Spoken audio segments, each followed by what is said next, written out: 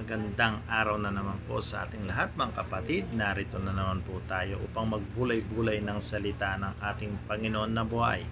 Ang salita po ng ating Panginoon, ating pagbulay-bulayan ngayon ay mababasa natin sa Marcos 8 verse 35. It says, basahin po natin mga kapatid ito sa King James. No?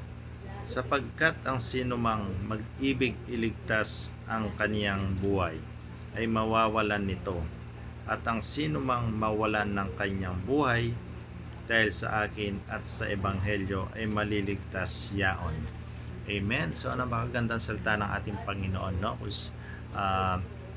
Pinapakita natin dito, makikita natin dito na sinasalita, no, ng ating Panginoong Yesus na kung sino man daw ang magligtas ng kanyang sarili, ng kanyang buhay, siya ay mawawalan nito. So kaya pinamagatan ko tong Jesus Christ our Savior. Tayo po'y manalangin. Yes, Lord God, Ama namin Diyos na makapangyarihan sa lahat, kayo lamang po Panginoon ang Diyos na buhay na buhay. Kaya patuloy ko pong inihiling na kayo po ang gumabay sa aming devotion life nito, Panginoon, sa araw nito. Kayo po ang kumilos sa pamamagitan ng iyong banal na Espiritu. Pangusap kayo sa mga makakarinig nito, Panginoon, at makikinig pa, Panginoon. Yes, Lord God.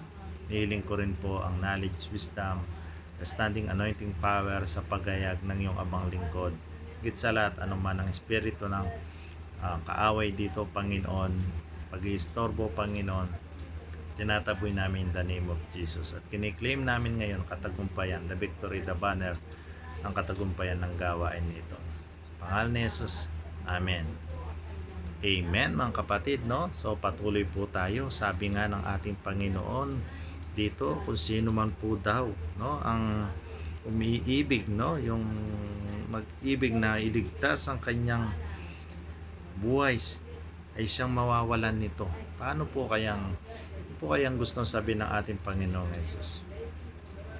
Mga kapatid, sa buhay natin, alam natin may Diyos tayo. May Diyos tayong buhay na buhay. No, alam natin na nandiyan ang Panginoong Yesus. Pero po minsan ang nangyayari, yung sariling gana natin ang pinaiiral natin. No, hindi po natin pinagkakatiwala ito sa ating Panginoong Yesus.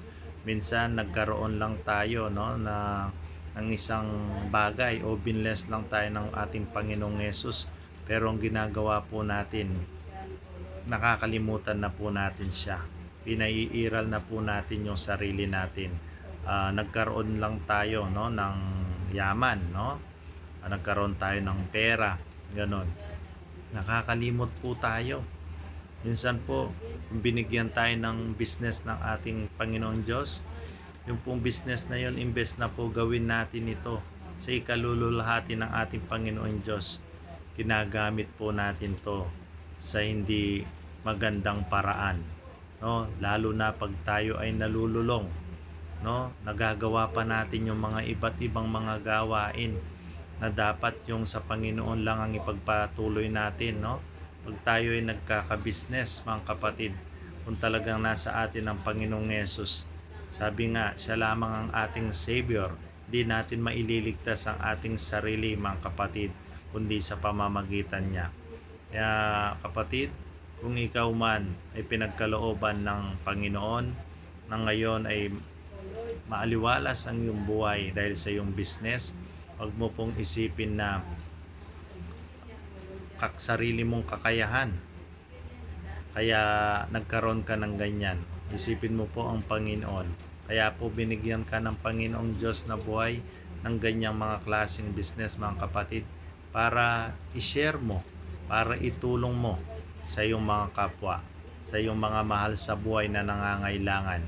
Tandaan mo kapatid, ginagamit lang tayo ng Panginoong Diyos bilang daluyan, no, channel of blessing, no, sa kanyang mga ibang anak na nais niyang tulungan.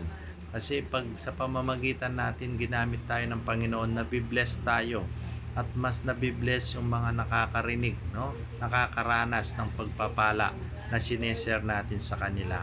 Kaya sabi dito ng Panginoon, no, pag ang sarili natin, ang pinairal natin dito, wala pong mangyayari. Kaya po minsan may pagpapala tayo, bigla na lang pong nawawala. Marami pong mga ganyan ang mga kapatid natin. Minsan example lagi natin sa business, na lumaki po yung business, pero sa isang iglap lang po kinukuha ito ng ating Panginoon. Yun po ang sinasabi niya na mawawalan nito. No? Kung ililigtas po natin yung sarili natin, minsan sa mga business na yan, nagkakaroon po ng pagnanakaw. No? Sino po makakapagligtas sa atin nun? Kundi lang ang ating Panginoong Yesus.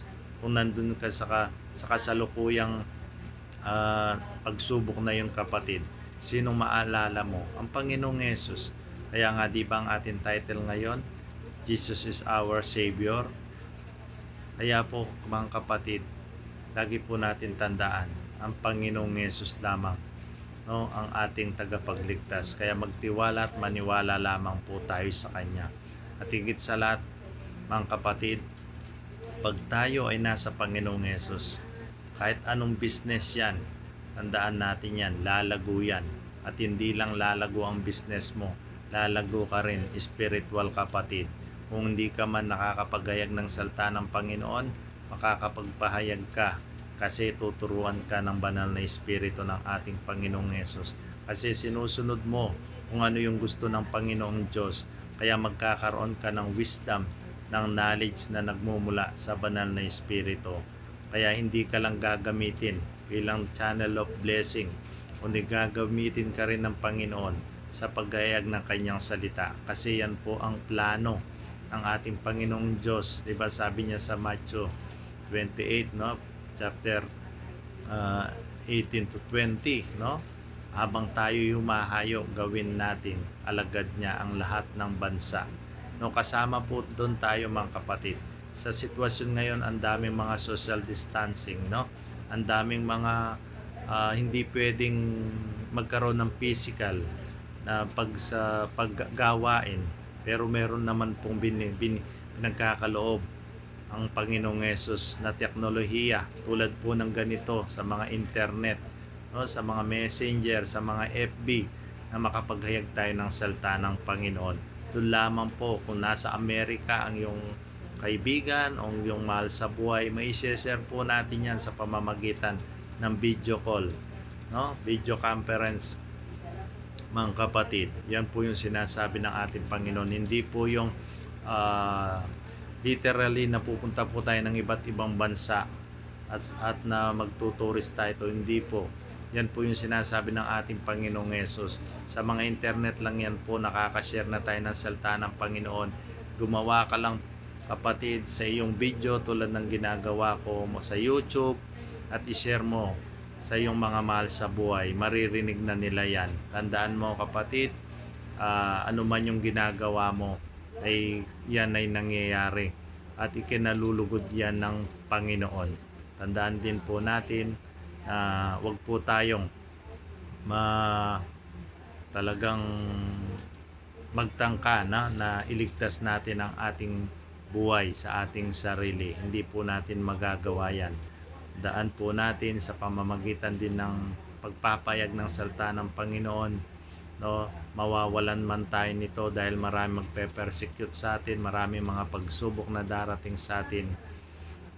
Maging matibay lamang po tayo, hindi po tayo pababayaan ng Diyos, no? Ano man po yung mangyari sa atin, dahil ginagawa po natin yung gusto ng ating Panginoon Diyos, darating po yung panahon, no? Tayo ay magkakaroon, tayo ay magkakamit, no, ng putong ng buhay, no, dito sa mundong ito.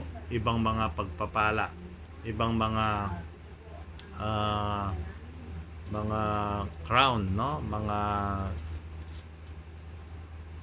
medal, mga ganon, ibang mga ganito po mga kapatid, no, yung mga gifts, no, yung mga pag nagkakaroon tayo ng mga pagpapala, iba po dito sa physical kaysa sa spiritual. Kaya ang kapatid, patuloy lamang po tayo upang magkaroon tayo ng, sabi nga, crown of glory ng ating Panginoon, no? Kaya sa oras na ito, ang gusto ng ating Panginoon, huwag po nating itangka ang ating sarili na iligtas po natin, kundi magtiwala at maniwala lamang po tayo sa Panginoon na buhay, na siyang nagbibigay ng kalakasan, nagbibigay ng buhay sa atin. Kaya marami po salamat.